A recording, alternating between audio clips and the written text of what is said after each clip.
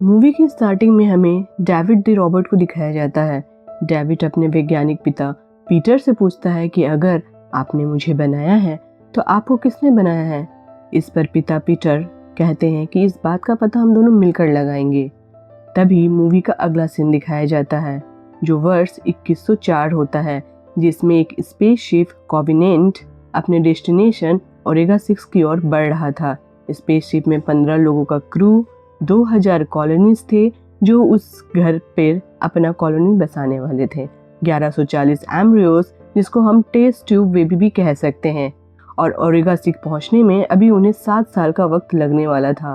Walter the robot जाग रहा था। वॉल्टर मूवी के स्टार्ट में दिखा गए डेविड का हमशक्ल होता है, मगर वॉल्टर डेविड के आगे की जनरेशन का रोबोट था। स्पेसशिप में बाकी सभी लोग 7 साल के लिए हाइपर स्लीप शेल में सो रहे थे। वॉल्टर स्पेसशिप के विशाल सेल्स को रिचार्ज करने की प्रक्रिया शुरू कर देता है। तभी स्पेसशिप की छतरी को खोल देता है, जिससे सेल्स रिचार्ज होने लगते हैं। वॉल्टर एम्ब्रियोस की जांच करने लगता है। जो एम्ब्रियोस खराब हो जाते हैं उन्हें बाहर निकाल देता है। तभी एक शॉक वेव की आंधी आती है और उनकी स्पेसशिप के रिचार्ज सेल को काफ़ी नुकसान पहुंचाती है। स्पेसशिप वाइब्रेट होने लगता है और वॉल्टर सभी ग्रुप मेंबर को जगाने लगता है। तब तक तूफान के झटके से बहुत से कॉलोनीज का स्लीपर सेल्स नीचे गिर जाता है। वॉल्टर शॉर्ट सर्किट से लगी आग को बुझाता है। इस हादसे में उनके कैप्टन की स्लीपिंग चेंबर में ही जलकर मौत हो जाती है। टोटल 47 कॉलोनीज, 16 एम्ब्रियोज और साथ में ही कैप्टन की मौत हो गई थी। अब ऑरम को इस स्पेसशिप का न्यू कैप्टन बना दिया जाता है, जिसमें आत्मविश्वास, अनुभव और निर्णय लेने की क्षमता बहुत कम होती है। वो चीज़ों को हर पहलू और बारीकी से समझने में सक्षम नहीं होता है। उन्हें स्पेसशिप के रिपेयरमेंट में अभी 48 घंटे का वक्त लगने वाला था और दोबारा तूफान के आने से पहले सभी इस एरिया से जल्द बाहर निकल जाना चाहते थे। कैप्टन के वाइफ, जो मूवी की मुख्य किरदार होती है डैनियल्स, अपने पति के अचानक मौत हो जाने से काफ़ी गहरे सदमे में होती है। वो वॉल्टर को बताती है कि उसके पति का सपना था कि वो नए घर ओमेगा 6 में जब पहुंचेंगे तो वहाँ तालाब के किनारे एक छोटा सा लकड़ी का घर बनाएंगे। फिर डैनियल्स अपने पति की लाश को अंतिम विदाई देते हुए अंतरिक्ष में छोड़ देती है। फिर स्पेसशिप के सभी ग्रुप मेंबर्स स्पेसशिप के नुकसान हुए एरिया की मरम्मत करने लगते हैं कि तभी पायलट को कोई तेज रोशनी के साथ एक तीखी सी आवाज़ सुनाई देती है, जो कि उसके हेलमेट में रिकॉर्ड हो जाती है। तब वो लोग स्पेसशिप में उस रिकॉर्डिंग को सुनने लगते हैं, जो कि एक मशहूर गाना होता है। वो लोग हैरान हो जाते हैं कि अर्थ से इतनी दूर किसी गाने का सिग्नल कैसे मिल सकता है। तभी वो लोग उस साउंड के सोर्स का पता लगा लेते हैं। वो साउंड उनकी स्पेसशिप से कुछ ही हफ्तों की दूरी पर 5 सौरमंडल घूम रहे थे। उन्हीं में से चौथे नंबर ग्रह से ये सिग्नल मिल रहा था। उन्हें ये देखकर हैरानी होती है कि जैसे पृथ्वी की तरह जीवन जीने की अनुकूलता भी इस ग्रह में मौजूद है। पृथ्वी के अनुकूलता, वातावरण, गुरुत्वाकर्षण, महासागर, महाद्वीप सभी मौजूद है। अब ये लोग सोचने लगते हैं कि यह ग्रह डेस्टिनेशन ओमेगा 6 से बहुत ही ज़्यादा बेहतर था। अब उनके लिए परीक्षा की घड़ी थी कि एक तरफ तो वो ओमेगा 6 की ओर बढ़ रहे थे, जिनके लिए उन्होंने काफ़ी सालों से रिसर्च की थी और ट्रेनिंग भी ली थी, और दूसरी तरफ इस नए ग्रह का मिलना जहाँ पर जीवन जीने की अनुकूलता बहुत ही ज़्यादा थी।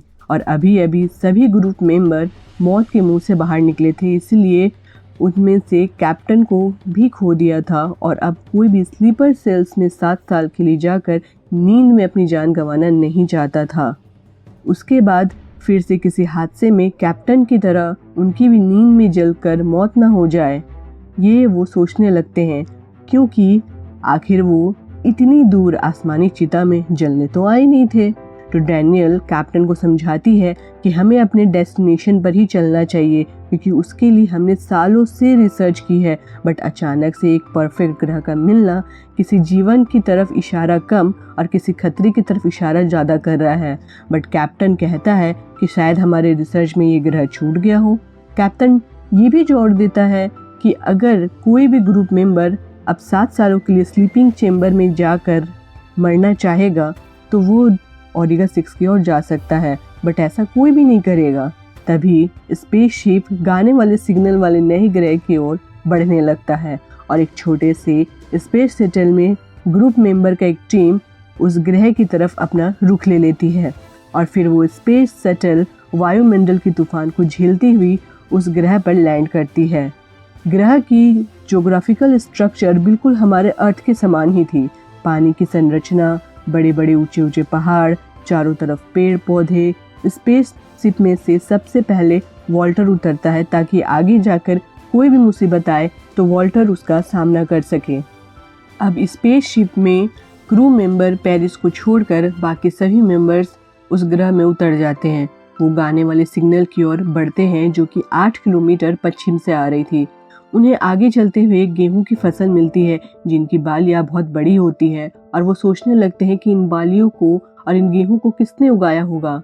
उनकी टीम में करीम और उनका एक साथी पानी का सैंपल लेने के लिए वहीं रुक जाते हैं और बाकी सभी साथी आगे बढ़ जाते हैं। यहाँ पर सभी पेड़ कटे हुए थे, जैसे कोई तेज चीज आकर उन सभी को काट गई हो।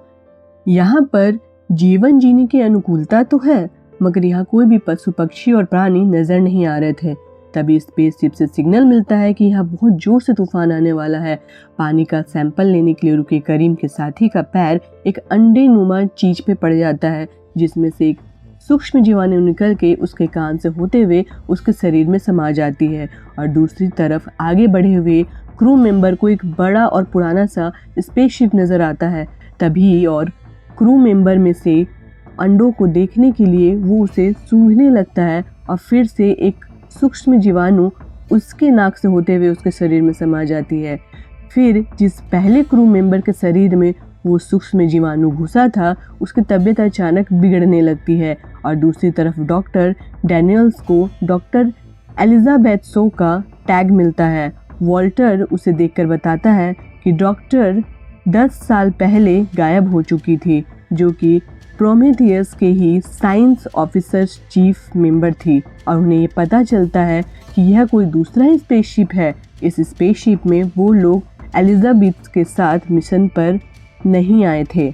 उधर दूसरे ग्रुप मेंबर्स कंट्रोल रूम में पहुंच जाते हैं, जहां पर उन्हें एक हेलोग्राम रिकॉर्डिंग मिलती है जिस पर एलिजाबेथ सो स्पेसशिप को चलाते हुए उस गाने को गा रही थी और इसी गाने की तलाश में वो लोग इस ग्रह पर आए थे।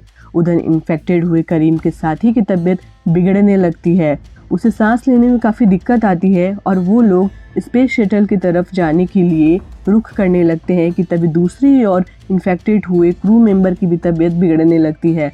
और यहाँ पहले इन्फेक्टेड हुए क्रू मेंबर की तबीयत इतनी बिगड़ जाती है कि उसे खून की उल्टी होने लगती है और वो स्पेस शटल के मेडिकल चेंबर में लाया जाता है, जहाँ पर उसका इलाज करने के लिए जैसे उसके शर्ट को फाड़ा जाता है, तभी उसके पीठ से एक खून का फव्वारा टीम के ऊपर फेंक देता है। ये देख के पेरिस करीम को इन्फेक्टेड हुए ग्रुप मेंबर्स के साथ ही उसे चेंबर में लॉक कर देती है। करीम रिक्वेस्ट करती है उसे बाहर आने दिया जाए, मगर पेरिस उसे मना कर देती है क्योंकि उसे लगता है कि वो इन्फेक्टेड हुए क्रू मेंबर्स के साथ रहकर इन्फेक्टेड हो गई है और वो किसी और को इन्फेक्टेड होने नहीं दे सकती है।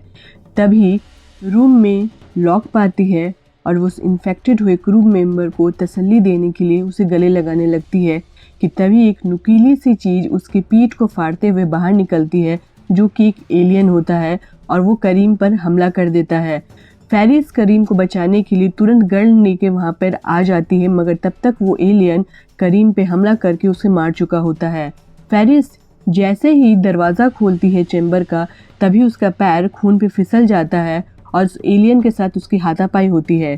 पेरिस उसे उस चेंबर में बंद तो कर देती है, मगर वो एलियन चेंबर के कांच को तोड़ के बाहर निकल आता है। पेरिस उस पर गोलियों की बौछार करने लगती है, जिसमें से एक गोली स्पेसशिप के गैस सिलेंडर पे जाके लग जाती है और स्पेसशिप के सारे परखच्चे उड़ जाते हैं और स्पेस शटल के बाहर दूसरी इन्फेक्टेड क्रू मेंबर के नाक से खून निकलने लगता है और उसकी तबीयत भी खराब होने लगती है। और तभी उसके मुंह को फाड़ते हुए एक एलियन बाहर निकलता है जो जंगल में भाग जाता है। वॉल्टर इन सभी चीज़ों को ध्यान से देखता है और दूसरी तरफ डैनियल्स स्पेसशिप से कनेक्शन करने की कोशिश करती है, मगर ख़राब मौसम के कारण कनेक्शन नहीं कर पाती है। तभी वो एलियन जो अभी अभी जंगल में भागा था, वो अचानक से बड़ा हो जाता है और डैनियल्स पे आके हमला करने लगता है, मगर वॉल्टर बीच में आके उसे बचा लेता है और वो एलियन वॉल्टर का बायां हाथ खा जाता है और साथ ही 3 क्रू मेंबर्स को भी मार डालता है। तभी एक अनजाना शख्स वहाँ पर आता है और हवा में गन फायर से एक तेज रोशनी छोड़ता है, जिसे देखकर वो एलियंस फिर से जंगल में भाग जाता है। वो अनजाना शख्स उन सभी को उसके पीछे चलने का इशारा करता है। वो सभी को एक स्टेडियम नुमा जगह पे लेके जाता है जहाँ पर बहुत सारी अकड़ी हुई लाशें पड़ी रहती है। जो जिस स्थिति में था वो उसी हाल में मर चुका था। वो एक विशाल भवन के अंदर सभी को लेकर जाता है और ये रहस्यमय आदमी कोई और नहीं बल्कि फिल्म के शुरुआत में दिखाया हुआ रोबोट डेविड था, जो 10 साल पहले गायब हो चुके प्रोमेथियस स्पेसशिप का एक क्रू मेंबर का हिस्सा था। डेविड बताता है कि वह सिर्फ डॉक्टर एलिजाबेथ के साथ ही अपने प्रोमेथियस स्पेसशिप की दुर्घटना के दौरान बच गया था और उन्होंने एक एलियन स्पेसशिप को उड़ाकर इस ग्रह में आ गया था। जिस एलियन स्पेसशिप में एलिजाबेथ सवार होकर इसमें आ रहे थे उसमें एक खतरनाक वायरस के निर्माता जैविक हथियार थे। जब वो लैंड हो रहे थे तो वो गलती से चल गया था, जिसके कारण एलियन स्पेसशिप अपना कंट्रोल खो दिया था और वो क्रश हो गया था, जिसमें डॉक्टर एलिजाबेथ की ही मौत हो गई थी और साथ ही साथ वो यहाँ पर फंस गया था। जिस एलियन को उन्होंने देखा था वो इसी वायरस के नमूने थे। जब डेनियल्स पूछती है कि उसके सभी मारे हुए सभी क्रू मेंबर्स इसी वायरस से इन्फेक्टेड हुए हैं तो डेविड कहता है कि हाँ बिल्कुल, क्योंकि इस वायरस को डिज़ाइन ही इसी तरह से किया गया है कि जो भी मार्क्स वाले प्राणी हैं उस पर हमला कर सके। इसके बाद वो यहाँ पर उसे कुछ ठीक नहीं लग रहा होता है तो डेनियल्स कहती है कि प्लीज़ मुझे यहाँ से बाहर निकालो। तो वॉल्टर कहता है कि मैं डेविड से बात करूँगा। वो लोग मेन स्पेसशिप से कनेक्शन करने की कोशिश जारी रखते हैं। डेविड बताता है कि यहाँ खराब मौसम कई महीनों तक चलता रहता है। दूसरी तरफ मेन स्पेसशिप अपनी जगह से नीचे जाता है। मूवी के अगले ही सीन में डेविड अपने लंबे बालों को काटता हुआ नजर आता है और अपने आप को बिल्कुल वॉल्टर जैसा बना देता है। डेविड अपने उस पल को याद करने लगता है जब वो उस ग्रह पर आया था और किस तरह से उसने स्पेसशिप के जैविक हथियार का इस्तेमाल करके वायरस की बारिश की बौछार कर दी थी, जिसके अगले ही पल पूरा ग्रह पर जीवन समाप्त हो जाता है। डेविड वॉल्टर को एलिजाबेथ की कब्र दिखाता है और बोलता है कि मैं डॉक्टर एलिजाबेथ से प्यार करता था जैसे तुम डेनियल से करते हो, मगर इसका कोई फ़ायदा नहीं है, ये वॉल्टर कहता है, क्योंकि वो दोनों रॉबर्ट है। तभी जो एलियन जंगल में भागा था वो उन लोग के ठिकाने पे आ जाता है और उसके एक क्रू मेंबर को मार डालता है। कैप्टन उसको देखने के लिए चला जाता है।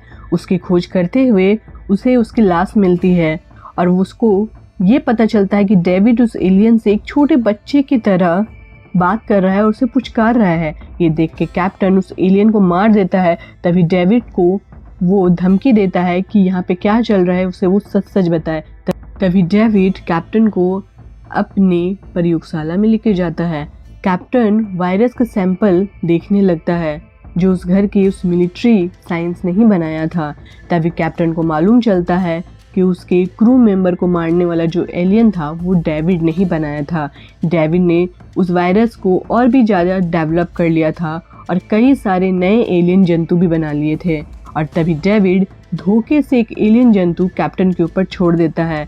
तभी बाकी सभी क्रू मेंबर्स कैप्टन को खोजते हुए डेविड के लैबोरेटरी में पहुंच जाते हैं और उधर पायलट दूसरे स्पेस शटल लेके ग्रहों की तरफ आगे बढ़ने लगता है। और इधर जब कैप्टन होश में आता है तब वो डेविड से पूछता है कि तुम चाहते क्या हो, तो डेविड एक ही शब्द कहता है, मैं क्रिएशन चाहता हूँ। तभी एक एलियन कप्तान के सीने को फाड़ते हुए निकलता है। डेविड उस एलियन से कम्युनिकेट करता है जैसे एक माँ अपने नवजात शिशु से करती है, क्योंकि डेविड को मालूम था कि वो एक रोबोट है, वो इंसानों की तरह किसी भी नए जीवन को क्रिएट नहीं कर सकता है। इसीलिए वो इस मानसिकता को बदलना चाहता था और इसके लिए खुद को विकसित कर लिया था और खुद से ही नए जीवन का क्रिएशन करने के लिए इंसान की बराबरी करना चाहता था। वो इंसानों को डिफेक्टिव पीस मानता था और वो इस तरह से एक परफेक्ट प्राणी का क्रिएशन करना चाहता था, क्योंकि उसके हिसाब से उसके सृजन से पैदा हुए एलियंस जंतु एक परफेक्ट स्पीशीज थे और यह एलियन खुद को किसी भी वातावरण में ढाल सकते थे और किसी भी सिचुएशन में सरवाइव कर सकते थे। तभी वॉल्टर लेबोरेटरी के उस हिस्से में पहुंच जाता है जहां डॉक्टर एलिजाबेथ की एक कटी फटी लाश उसे मिलती है जिस पर बहुत सारे एक्सपेरिमेंट किए होते हैं। डेविड वॉल्टर को बातों में फंसाकर उसके गर्दन में एक बांसुरी घुसा देता है जिससे वॉल्टर शॉक में जाकर वहीं फ्रीज हो जाता है। फिर डेविड उसके गर्दन से उस बांसुरी को बाहर निकाल के वहां से चला जाता है, लेकिन वॉल्टर के जो जख्म थे वो भरने लगते हैं। तभी एक एलियन जंतु उसके क्रू मेंबर पर हमला करने लगता है। तभी डेनियल्स को यह पता लग जाता है कि डॉक्टर एलिजाबेथ किसी क्रश में नहीं मारी गई थी, बल्कि डेविड ने ही एलिजाबेथ सॉ की लाश पर एक्सपेरिमेंट किया था और इन जंतुओं के नए स्पीशीज बनाए थे। डेविड डेनियल्स को जान से मारने ही लगता है कि तभी वॉल्टर वहाँ पे आकर उसे बचा लेता है। और वॉल्टर रोबोट एक नया जनरेशन का रोबोट था, इसलिए उसके जख्म पूरी तरह से भर जाते हैं और वो बिल्कुल ठीक हो जाता है। वॉल्टर डेविड को बहुत ज़्यादा मारता है और मार मार के उसे वहीं पर अधमरा करके वहाँ ख़त्म कर देता है। डेनियल्स बीप का सिग्नल भेजती है ताकि पायलट उसे देखकर स्पेस शटल को खोज लेता है और तभी डेनियल्स लोग और वॉल्टर भागकर उस स्पेस शटल में चढ़ जाते हैं, मगर एक एलियन भी उनके पीछे से स्पेस शटल में घुस जाता है। तभी डेनियल्स अपनी जान पर खेलकर उस जंतु को मारने लगती है और फिर उसे क्रेन में घुसाकर मार डालती है। फाइनली स्पेस शिप में पहुंच के डेनियल्स अब कैप्टन बन चुकी होती है। डेनियल्स रात में सो रही होती है कि तभी उस वक्त उसके सुपर कंप्यूटर ये उसे बताता है कि एक जेलियन जंतु फिर से स्पेसशिप में घुस चुका है। डेनियल्स और पायलट उस जंतु को ढूंढने लगते हैं और वो दोनों ये पाते हैं उसके 2 क्रू मेंबर्स ऑलरेडी मारे जा चुके हैं। डेनियल्स और पायलट उस एलियन को ढूंढ लेते हैं और उसे एक व्हीकल में बंद करके व्हीकल को अंतरिक्ष में छोड़ने लगते हैं कि व्हीकल किसी चीज़ में अटक जाता है और वो एलियन स्पेसशिप वापस आने लगता है। तभी पायलट एक और व्हीकल खोल देता है जिससे एलियंस व्हीकल में फंस जाता है और साथ ही अंतरिक्ष में जाकर गिर जाता है और इस तरह से डेनियल्स अपनी जान बचा लेती है। अब डेनियल्स पायलट को हाइपर स्लीप सेल्स के 7 साल के लिए डाल देती है। जब उसके बाद ही वॉल्टर डेनियल्स को हाइपर स्लीप सेल्स में डालने लगता है, तभी डेनियल्स नींद में वॉल्टर से पूछती है कि क्या वो नए ग्रह में तालाब के किनारे एक लकड़ी का घर बनाने में उसकी मदद करेगा। तभी वॉल्टर बड़ी हैरानी से डेनियल्स को देखने लगता है जैसे उसने ये घर वाली बात पहली बार सुनी थी। तभी डेनियल्स समझ जाती है कि ये वॉल्टर नहीं डेविड था। डेविड उसे चुप रहने का इशारा करके उसे हाइपर सेल्स में डाल देता है। तभी डेनियल सालों के लिए गहरी नींद में चल जाती है और डेविड अपने पेट में छुपा कर लाए हुए एलियंस के एम्ब्रियोज को बाहर निकालता है और उसे इंसानी एम्ब्रियोज के साथ ही रख देता है और साथ ही पृथ्वी के एक स्पेस स्टेशन में एक मैसेज भेजता है कि पायलट और डेनियल्स को छोड़ के बाकी सभी क्रू मेंबर्स शॉर्ट सर्किट में मारे जा चुके हैं और अब वो सभी कॉलोनीज को लेकर अपने डेस्टिनेशन ओमेगा 6 की ओर बढ़ रहे हैं। आशा है कि ये मैसेज 1 साल में वहां तक पहुंच जाएगी। पायलट और डेनियल्स को जिंदा रखने का प्लान डेविड का ही होता है क्योंकि उसे वायरस के एम्ब्रियोस के एक्सपेरिमेंट के लिए ह्यूमन सेल चाहिए होते हैं, जिसकी जांच प्रक्रिया को बढ़ाने के लिए शुरू में उसने डॉक्टर एलिजाबेथ को जिंदा रखकर उसके शरीर में एक्सपेरिमेंट किए थे, मगर उसके मरने के बाद एलियन जंतु की ब्रीडिंग का प्लान रुक गया था और एलियन अपने सूक्ष्म रूप में इनएक्टिव स्टेज में ही रह गए थे। फिर उस इनएक्टिव एज के अंडों को वो जगह जगह प्लांट कर देता है और एक जाल बिछा देता है और फिर इंसानों की अपनी तरफ आकर्षित करने के लिए उस गाने का सिग्नल अंतरिक्ष में छोड़ देता है और इस तरह से पायलट इस सिग्नल के झांसे में आ जाता है और पूरा का पूरा स्पेसशिप इस ग्रह की ओर लैंड हो जाता है।